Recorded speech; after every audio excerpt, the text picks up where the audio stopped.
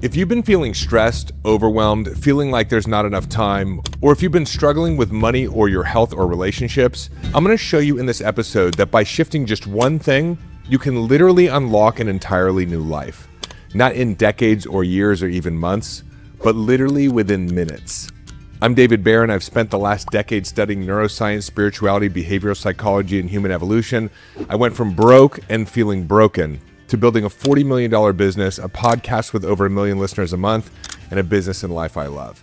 10 years ago, I went on a journey of personal growth, exploring everything from mindset to breathwork to psychedelic-assisted therapy, brain retraining, meditation, you name it. But there was one thing that I learned while studying in an ashram in India that took everything I had been learning in personal growth and distilled it down to one simple principle and one simple daily practice. And in this episode, I'm going to share both of those with you. And by the time we're done, you're going to understand exactly why life feels so hard, and you'll have a practice that you can start today to begin shifting things. And not just shift things a little bit, I'm talking about a quantum leap in your reality.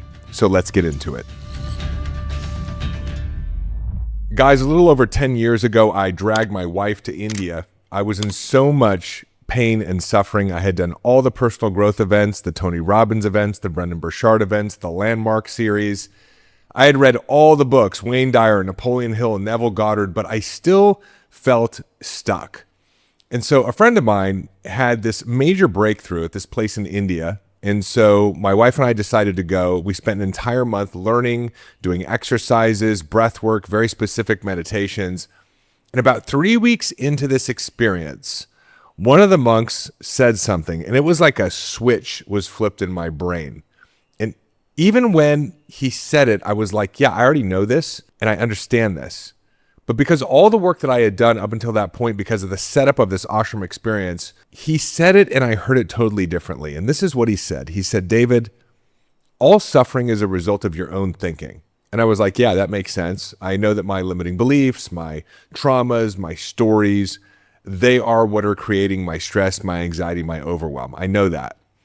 But he said it again, and this time I noticed one small 3-letter word that changed the game for me. He said, David, all suffering is a result of your own thinking. All. Not some, but all. And I thought about it for a moment. I was like, wait a minute. If all suffering is a result of my own thinking, that means that no suffering is a result of anything else. Like, I figured a lot of my suffering was from my own thinking, but some suffering was from, say, my wife arguing with me, or my employees not doing something, or the amount of money I had in my bank account, a marketing campaign not going well. But he said all suffering was a result of my own thinking. And so I looked at that and I was like, oh my God, he's right. It's not your health that is a problem, even though you may be experiencing some pain or a chronic health condition. It's the thought that your health won't ever get better. It is not the amount of money that is causing you suffering, no matter how much money you do or do not have in your bank account. It is the belief that you don't have enough or that you'll never have enough. It's not that my wife said something that I don't like that was causing my suffering. It seems like it. Well, if she just hadn't said that, I wouldn't be in suffering. It's actually the belief that she shouldn't have said it that is making me upset. Right? I want you guys to check in with me on this for a second. All suffering is a result of our own thinking. And so I took this distinction with me and did my best to really take full radical responsibility of my life and my emotions. Even when I couldn't see it, I had this distinction in my back pocket. Hold on a minute. What's really causing me to be upset right now is me. It's not the thing out there. It's the meaning that I'm giving that thing out there.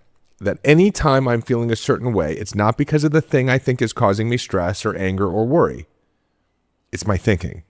You tracking with me? If you look at all of your suffering, the stress, the anxiety, the overwhelm, the anger, the not feeling like you're good enough, the depression, the anxiety, all of your suffering is a resistance to what is in the present moment. All of your suffering is a resistance to whatever is happening in your life right now. It is a denial of your current situation. Look, again, we said before that I'm angry because I'm in denial that she is saying this to me. She shouldn't be saying this to me. Okay? I'm angry because I'm in denial that my wife is saying this to me. I think she shouldn't be saying this to me. I'm worried because I'm in denial with the amount of money in my bank account that there should be more. I'm in denial. I'm in confrontation and denial with this present moment. How I feel, what someone did or didn't do, what some political party is doing, I'm in denial with what is. I think that life should be showing up differently than the way life is showing up for me right now.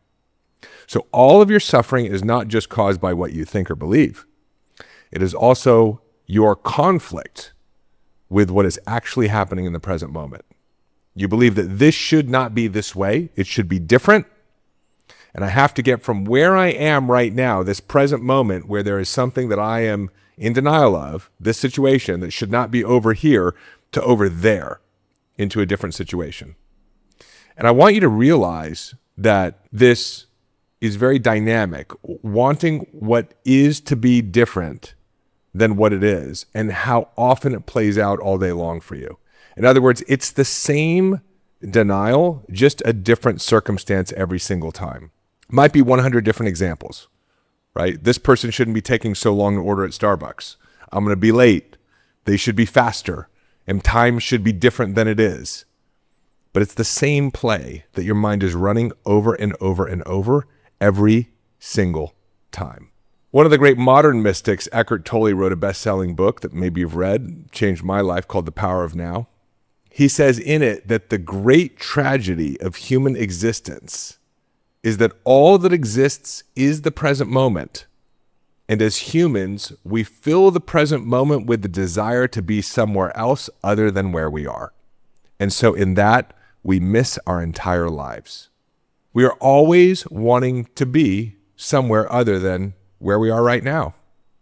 And think about it. Just notice how your mind works. Okay? There is no past. We can just remember what we perceive as the past. But when do we remember it? Right now, in the present moment. There is no future. We can imagine what the future might be, but when are we experiencing the future? Right now, in the present moment. The past and the future only exist in the present moment. All there is the present moment. But we spend most of our present moment, which is the only moment that exists, indulging in the past or wanting to be somewhere else in the future because we're in denial of what's happening right here, right now. This, my friend, is the great crisis of human existence. Hey, it's David. Quick interruption to your regularly scheduled podcast episode. I want to let you know about an opportunity to go even deeper into this work together. If you have not yet, please check out the show notes. In there, we've got links to both our Mind Hack and our Whole Human Framework programs. Our Mind Hack course is an incredible framework. It's the foundation of everything that I teach on this show to help you understand how to become deeply aware of the subconscious programs that are holding you back and to teach you the technologies and frameworks to allow you to dramatically transform those belief systems and rewire your brain. Again, the Mind Hack program is our 7-day self-paced program. We also have our 12-week course, The Whole Human Framework. And we've got both of them right now bundled in a special offer for those of you who want to go big, want to go fast, and who understand that you don't want to put off another day of your full potential or holding on to unnecessary stress, anxiety, or suffering, but you want to be liberated from these habits of thinking and have a powerful living experience. Check out the link in the show notes. Jump on over to the website. Take a look at the programs and the extraordinary success stories of entrepreneurs just like you who have gone through these courses, and I will see you on the other side. And now, back to your regularly scheduled podcast episode. Now, the good news is that once you realize that you're living in this mind game, right, the game now becomes living in the present moment and knowing that the only thing that is preventing you from the present moment are your thoughts about what should be happening right now that isn't happening right now. And redirecting yourself to being with whatever is happening right now and accepting it. Being present to what is. Now, here's the tricky part. What if you don't like what is? You know, what if you don't like the pain you're experiencing from your health condition? What if you don't like the amount of money that is in your bank account right now? What if you don't like what someone said to you? What if you don't like the career that you have? What if there's something that you don't like? So I'm going to let you in on a little bit of a secret. If you are willing to be with what is, even if you don't like it, what is will transform into what you want. I'm going to say that one more time.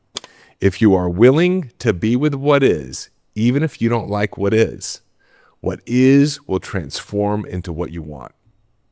Okay, I'm going to unpack this for a second, but it's also important to understand that if you are in denial of what is, meaning wishing something other than what is, what you will continue to get is more of what you don't want. And this may not make sense at first, but when you understand physics and you understand metaphysics and behavioral psychology and neuroscience on every level, this makes perfect sense because your brain is a goal-achieving machine. And whatever you resist will persist. You've probably heard this before. I'm going to unpack it for you in a really clear way that you can understand. So if you don't like what's going on in the present moment and you resist it through your thoughts and your emotions, you think it shouldn't be happening or that it should be something different than what it is, it persists. It continues on. So you're afraid of not having enough money stays. From present moment to next present moment to next present moment, before you know it, there's that future of not having enough money. It just stayed the same way. You're irritated that your boyfriend keeps doing the same stupid things over and over. Guess what's going to happen? Boyfriend keeps doing the same stupid things over and over.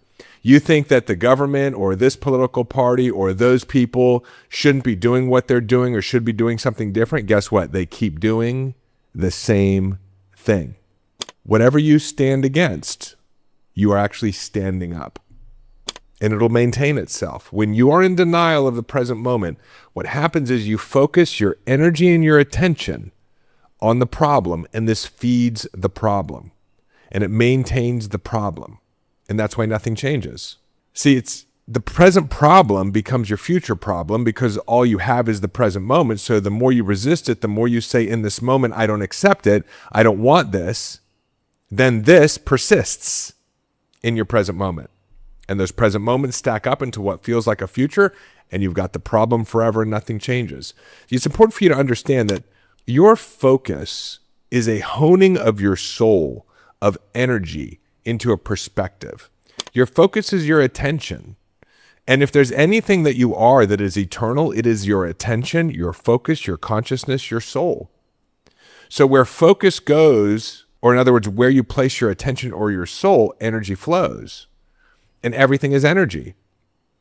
And so you feed what you're focused on.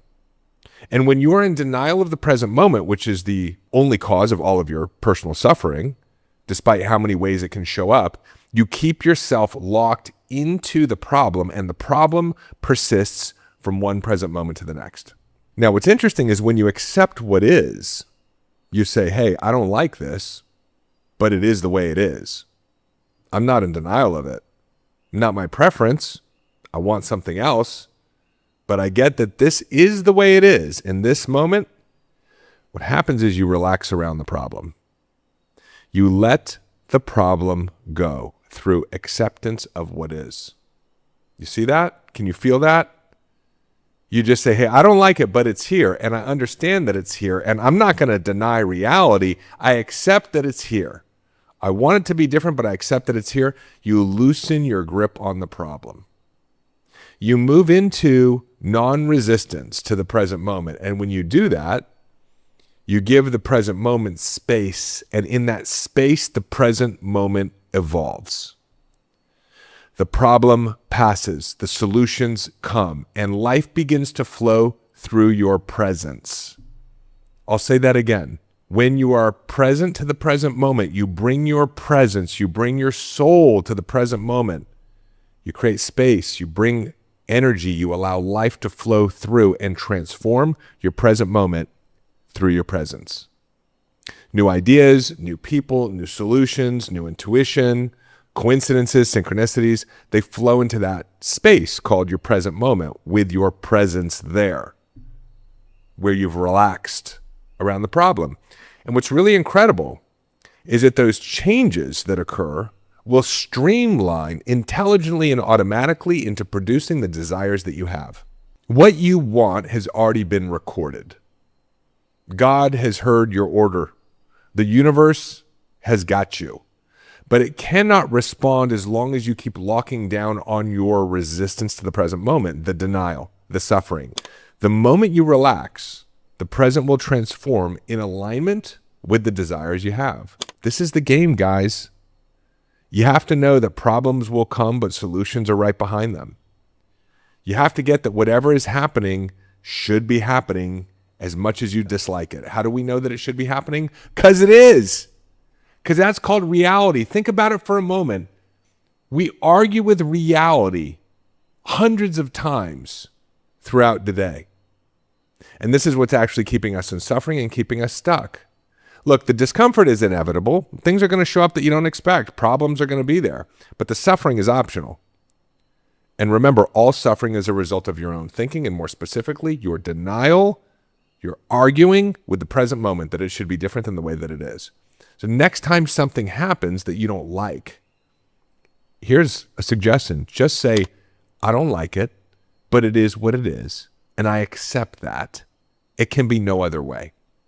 Just that simple acknowledgement is a huge shift. Your whole life will change if you can do that. If you can say, hey, I don't like this thing, but it is what it is. I accept that. It can be no other way. Think about it. Normally, you'd reject the situation. You'd confront the problem. You'd say it shouldn't be happening or it should be different. Then you'd argue in your head about it. Even when the person or the problem isn't even there anymore, you'd be bringing it into your present moment, project it into the future. You'd feed the problem. And so the problem stays. And you suffer. But just by saying, look, I don't like it, but I accept it because it is, it shortcuts the inner chatter.